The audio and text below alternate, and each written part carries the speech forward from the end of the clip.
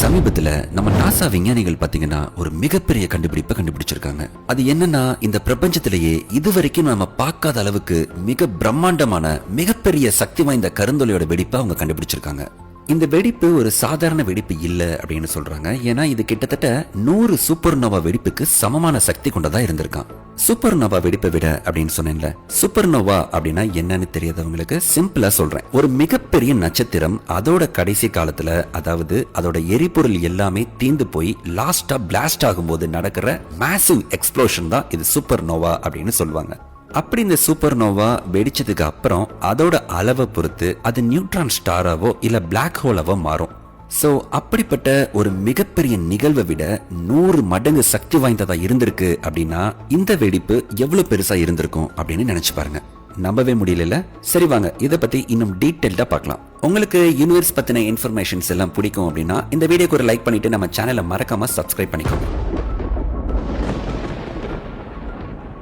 இந்த அதிர்ச்சிகரமான கண்டுபிடிப்பை நம்ம நாசா விஞ்ஞானிகள் சமீபத்தில், அதாவது ஜூன் 4, 2025 அன்னைக்கு சயின்ஸ் அட்வான்சஸ் அப்படிங்கிற ஒரு பிரபலமான அறிவியல் இதழில் வெளியிட்டிருக்காங்க. இந்த வெடிப்புக்கு அவங்க சூப்பரா ஒரு பேர் வச்சிருக்காங்க. அது என்னன்னா பார்பி இல்லனா ஸ்கேரி பார்பி அப்படின்னு செல்லமா பேர் வச்சிருக்காங்களா. அவங்க சொல்ற மாதிரி இது ஒரு செல்லமான நிகழ்வு அப்படின்னு சொல்ல முடியாது. இது ஒரு மிகப்பெரிய பேரழிவை உண்டாக்கக்கூடிய ஒரு பெரிய நிகழ்வுனே சொல்லலாம். இந்த மாதிரி வெடிப்புக்கு நம்ம விஞ்ஞானிகள் ஒரு புது பேர் கொடுக்கறாங்க. அது என்னன்னா எக்ஸ்ட்ரீம் நியூக்ளியர் டிரான்சியன்ஸ் அப்படின்னு சொல்றாங்க. அப்படின்னா என்னன்னா, ஒரு கருந்துளை ஒரு நட்சத்திரத்தை முழுசா விழுங்கும் போது அந்த நட்சத்திரத்தோட ஈர்ப்பு சக்திக்கு ஈடு கொடுக்க முடியாம அந்த நட்சத்திரம் அப்படியே கிழிஞ்சு செதஞ்சு போயிடுமா. அப்படி சிதறும் போது மிகப்பெரிய அளவுல சக்தி வெளியாகும். அந்த சக்தி தான் இந்த வெடிப்பா நம்ம பாக்குறோம். இந்த பார்பி வெடிப்பு இப்படிதான் உருவாகி இருக்குன்னு விஞ்ஞானிகள் சொல்றாங்க. எடுத்துக்காட்டா ஒரு நட்சத்திரத்தோட வெடிப்பே கிட்டத்தட்ட நம்ம பூமியை விட பல லட்சம் மடங்கு பிரம்மாண்டமா இருக்கும். அப்படி இருக்கும்போது 100 நட்சத்திரங்கள் ஒரே நேரத்துல ஒரே இடத்துல வெடிச்சா அது எவ்வளவு பெரிய சக்தியை உருவாக்கும். அதனாலதான் இதுக்கு எக்ஸ்ட்ரீம் நியூக்ளியர் டிரான்சியன்ஸ்னு பேர் வச்சிருக்காங்க. சரி, இவ்வளவு பெரிய வெடிப்பை நாசா விஞ்ஞானிகள் எப்படி கண்டுபிடிச்சாங்க, எந்த இடத்துல கண்டுபிடிச்சாங்க, என்ன டெலிஸ்கோப் பயன்படுத்தி இதை கண்டுபிடிச்சாங்க அப்படிங்கறத பார்க்கலாம். இந்த பிரம்மாண்டமான நிகழ்வை ஸ்விக்கி டிரான்சியன்ட் ஃபெசிலிட்டி அப்படிங்கிற ஒரு டெலிஸ்கோப் தான் முதல்ல கண்டுபிடிச்சது. இந்த ஸ்விக்கி டெலிஸ்கோப் பாத்தீங்கன்னா அமெரிக்கால கலிபோர்னியால இருக்கிற பலமர் அப்சர்வேட்டரியில தான் இருக்கு. இது விண்வெளியில ஏற்படுற திடீர் ஒளி மாற்றங்களை கண்டுபிடிக்கிறதுக்காகவே உருவாக்கப்பட்ட ஒரு சக்தி வாய்ந்த டெலிஸ்கோப் அப்படின்னு சொல்றாங்க. இந்த டெலிஸ்கோப் 2023 இந்த பார்பி நிகழ்வை முதல்ல கண்டுபிடிச்சது. ஒரு நட்சத்திரம் கருந்துளைக்கு பக்கத்துல வரும்போது அதோட ஈர்ப்பு சக்திக்கு ஈடு கொடுக்க முடியாம மெதுவா சிதைய ஆரம்பிக்குமா. அப்படி சிதையறப்போ அதுல இருந்து பயங்கர பிரகாசமா வெளிச்சம் வெளிவரும். அப்படி இந்த வெளிச்சம் அதிகமாகி குறையும் போது இந்த டெலிஸ்கோப் அதை டிடெக்ட் பண்ணி கண்டுபிடிச்சிருக்கு. இந்த டெலிஸ்கோப் கண்டுபிடிச்சதுமே விஞ்ஞானிகள் இன்னும் தெளிவா ஆராய்ச்சி செய்ய ஆரம்பிச்சாங்க. பல டெலிஸ்கோப்புகளை வச்சு இந்த நிகழ்வை தொடர்ந்து கண்காணிச்சுட்டே வந்திருக்காங்க. கிட்டத்தட்ட பல மாசங்கள் இந்த நிகழ்வை விஞ்ஞானிகள் தீவிரமா கண்காணிச்சாங்க. இந்த ஒளியோட மாற்றங்கள், அதோட சக்தி, அதோட வேகம், இதையெல்லாம் ரொம்ப கவனமா ஆராய்ச்சி செஞ்சாங்க. அப்பதான் இது சாதாரணமான நட்சத்திரத்தோட வெடிப்பு இல்ல, இது ஒரு கருந்துளை ஒரு நட்சத்திரத்தை விழுங்கும் போது ஏற்படுற ஒரு மிகப்பெரிய பிரம்மாண்டமான வெடிப்பு அப்படிங்கறத கண்டுபிடிச்சாங்க. அதனாலதான் இதுக்கு எக்ஸ்ட்ரீம் நியூக்ளியர் டிரான்சியன்ட் அப்படின்னு பேர் வச்சாங்க. சரி, பிளாக் ஹோல்னா என்ன அப்படின்னு சிம்பிளா சொல்லிடுறேன். பிளாக் ஹோல் அப்படிங்கிறது இந்த பிரபஞ்சத்தில் இருக்கிற ஒரு பிரம்மாண்டமான சக்தி வாய்ந்த ஒரு பொருள்னே சொல்லலாம். இந்த பிளாக் ஹோலுக்கு நம்ம நினைச்சு பார்க்க முடியாத அளவுக்கு ஈர்ப்பு சக்தி ரொம்பவே அதிகமா இருக்கும்.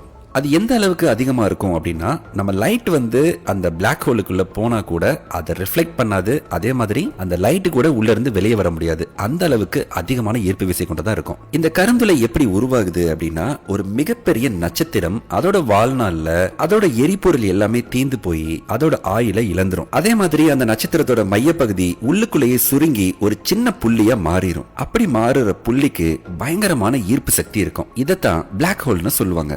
இப்ப நம்ம பார்பி வெடிப்புக்கு காரணமா இருந்த அந்த கருந்துளை எவ்வளவு பெரிய ஸ்டார்ல இருந்து உருவாகி இருக்கு அப்படின்னு பார்க்கலாம். விஞ்ஞானிகள் சொல்றது என்னன்னா, இந்த கருந்துளை நம்ம சூரியனை விட பல லட்சம் மடங்கு பெரிய நட்சத்திரத்துல இருந்து உருவாகி இருக்கலாம் அப்படின்னு சொல்றாங்க. ஃபார் an எக்ஸாம்பிளுக்கு நம்ம சூரியனோட டயாமீட்டர் பாத்தீங்கன்னா சுமார் 1.4 மில்லியன் கிலோமீட்டர். ஆனா இந்த அண்டத்துல இருக்கிற சில பிரம்மாண்டமான நட்சத்திரங்கள் பாத்தீங்கன்னா, உதாரணத்துக்கு UYSQT அப்படிங்கிற நட்சத்திரம் பாத்தீங்கன்னா நம்ம சூரியனை விட சுமார் 1700 மடங்கு பெருசா இருக்கு. சோ இந்த மாதிரி ஒரு நட்சத்திரம் தான் தன்னோட வாழ்நாள் முடிவுல வெடிச்சு கருந்துளையா மாறி இருக்கலாம் அப்படின்னு விஞ்ஞானிகள் சொல்றாங்க. இந்த பார்பி வெடிப்பு எங்க இருந்து நடந்திருக்கு தெரியுமா? நம்ம பால்வெளி மண்டலத்துக்கு வெளியே இருக்கிற ரொம்பவே தூரத்துல இருக்கிற ஒரு கேலக்சில நடந்திருக்கு. ஆனா விஞ்ஞானிகள் இன்னும் துல்லியமான தூரத்தை கணக்கிடல. ஆனா இது பல லட்சம் ஒளியாண்டுகள் தூரத்துல இருக்கலாம் அப்படின்னு கணக்கிடுறாங்க. ஒரு ஒளியாண்டு அப்படின்னா ஒரு வருஷத்துல லைட் எவ்வளவு தூரம் பயணிக்குமோ அதுதான் ஒரு ஒளியாண்டுன்னு சொல்லுவாங்க. அவ்வளவு தூரத்துல நடந்த ஒரு நிகழ்வு தான் இப்ப நம்ம பார்த்துட்டு இருக்கோம். சோ இதெல்லாம் வச்சு பார்க்கும்போது நம்ம டெலஸ்கோப்களும் விஞ்ஞானிகளும் விண்வெளி ஆராய்ச்சியில எவ்வளவு முன்னேறி இருக்காங்கன்னு நினைக்கும் போது ரொம்பவே பெருமையா இருக்குன்னே சொல்லலாம். சரி, இந்த கருந்துளை ஏன் வெடிச்சிச்சு? அதுக்கு வயசாயிருச்சா இல்ல வேற ஏதாவது பிரச்சனையா அப்படிங்கறத தெளிவா சொல்றேன்.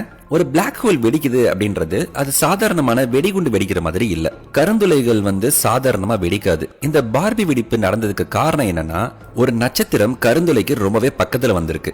அப்படி வரும்போது கருந்துளையோட பிரம்மாண்டமான ஈர்ப்பு சக்தி அந்த நட்சத்திரத்தை பிடிச்சு இழுத்து அதோட வடிவத்தையே மாத்தி அப்படியே கிழிச்சு எரிச்சிருக்கு. இந்த நிகழ்வுக்கு தான் டைடல் டிஸ்ட்ரக்ஷன் ஈவென்ட் அப்படின்னு சொல்றாங்க. இப்படி நட்சத்திரம் கிழிஞ்சு சிதறும் போது அதுல இருந்து பிரம்மாண்டமான அளவுல சக்தி வெளியே வரும். இந்த சக்தி வெளிப்படுறத தான் நம்ம வெடிப்பு அப்படின்னு சொல்றோம். இது கருந்துளையோட வயசுனால ஏற்பட்ட பிரச்சனை இல்ல. அது ஒரு நட்சத்திரத்தை விழுங்கும் போது ஏற்பட்ட சக்தி வெளியீடு அப்படின்னு சொல்லலாம். இந்த கருந்துளை எப்ப உருவாகி இருக்கலாம் அப்படின்னு கேட்டா விஞ்ஞானிகள் இன்னும் துல்லியமா சொல்லல. ஆனா இந்த நிகழ்வு பல லட்சம் ஆண்டுகளுக்கு முன்னாடியே நடந்திருக்கலாம் அப்படின்னு சொல்றாங்க. ஏன்னா இந்த கருந்துளை பாத்தீங்கன்னா நம்ம பால்வெளி அண்டத்துல இருந்து வெளியே ரொம்பவே தூரத்துல இருக்கிற ஒரு கேலக்சில இருக்கு. அதாவது அண்டம் உருவான ஆரம்ப காலங்கள்ல உருவான நட்சத்திரங்கள் வெடிச்சு அப்பவே இந்த கருந்துளை உருவாகி இருக்கலாம். அதோட சக்தி வெளிப்பாடு இப்பதான் நம்ம கண்ணுக்கு புலப்படுது அப்படின்னு சொல்றாங்க. சொல்ல போனா இந்த நிகழ்வு பாத்தீங்கன்னா நமக்கு அண்டத்தோட வயது அதோட வளர்ச்சி பத்தி நிறைய தகவல்களை கொடுக்குது அப்படின்னே சொல்லலாம். சரி, இந்த பிரபஞ்சத்திலேயே எது மிகப்பெரிய கருந்துளை, அதே மாதிரி நம்ம பூமிக்கு பக்கத்துல இருக்க கருந்துளை என்ன அப்படிங்கறத நான் சிம்பிளா சொல்றேன். அண்டத்திலேயே மிகப்பெரிய கருந்துளை எது அப்படின்னு கேட்டா அதுக்கு டான் 618 அப்படின்னு பேர் வச்சிருக்காங்க. இது பாத்தீங்கன்னா ஒரு சூப்பர் மேசிவ் கருந்துளை அப்படின்னே சொல்லலாம். ஏன்னா இந்த டான் 618 பாத்தீங்கன்னா நம்ம சூரியனை விட 6600 கோடி மடங்கு பெருசா இருக்கு. இதுவரை நம்ம கண்டுபிடிச்சதுலயே நமக்கு தெரிஞ்சு இந்த கருந்துளை தான் ரொம்ப ரொம்ப பெருசு. சொல்லப்போனா ஒவ்வொரு கேலக்சிக்கு உள்ளயுமே பாத்தீங்கன்னா எக்கச்சக்கமான கோடிக்கணக்கான பெரிய பெரிய நட்சத்திரங்கள் இருக்கும். அந்த நட்சத்திரங்கள் வயசாகி அதோட இறுதி காலத்துல பாத்தீங்கன்னா பிளாக் ஹோலா மாறும். ஆனா இந்த டான் 618 பாத்தீங்கன்னா அந்த மாதிரி கிடையாது. இது கேலக்சிக்கு நடுவுல இருக்கிற ஒரு மிகப்பெரிய கருந்துளை. அதாவது இந்த பிளாக் ஹோலுக்கு இந்த பிளாக் ஹோல் தான் மையமா இருக்கு. இந்த பிளாக் ஹோலை சுத்தி தான் கேலக்சியே சுத்தி அப்படியே ரொட்டேஷன் வந்துட்டே இருக்கும். சரிங்களா? இது ஒரு கேலக்சி இல்ல, பல கேலக்சிக்கு மையமா இருக்கு அப்படின்னு சொல்றாங்க. சோ அதனாலதான் நம்ம கண்டுபிடிச்சதுலயே இந்த பிளாக் ஹோல் மிக பெருசு அப்படின்னு சொல்றாங்க. இந்த டான் 618க்கும் நம்ம ஆல்ரெடி பார்த்த பார்பி கருந்துளைக்கும் நிறைய வித்தியாசங்கள் இருக்கு.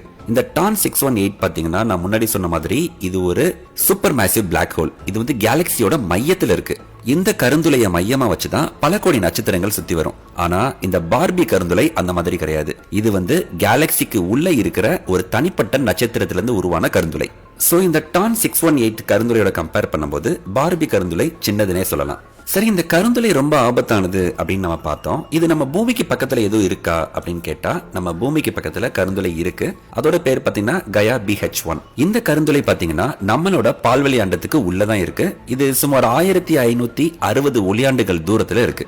இந்த கயா BH1 கருந்துளை பாத்தீங்கன்னா நம்ம சூரியனை விட கிட்டத்தட்ட 9 இருந்து 10 மடங்கு எடை அதிகமா இருக்கலாம் அப்படின்னு கணக்கிட்டு இருக்காங்க. ஆனா இந்த கருந்துளைய ஒரு டார்மண்ட் பிளாக் ஹோல் அப்படின்னு சொல்றாங்க.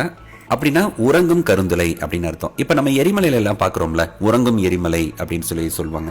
உறங்கும் எரிமலை அப்படின்னா அது வெடிக்காது. அது டீஆக்டிவேட் ஆயிருச்சு. அது உறங்கிட்டு இருக்கு. எப்ப வேணாலும் வெடிக்கலாம், அடுத்து ஃபியூச்சர்ல வெடிக்கலாம் அப்படின்னு ஒரு ஆப்ஷன் இருக்கும்ல.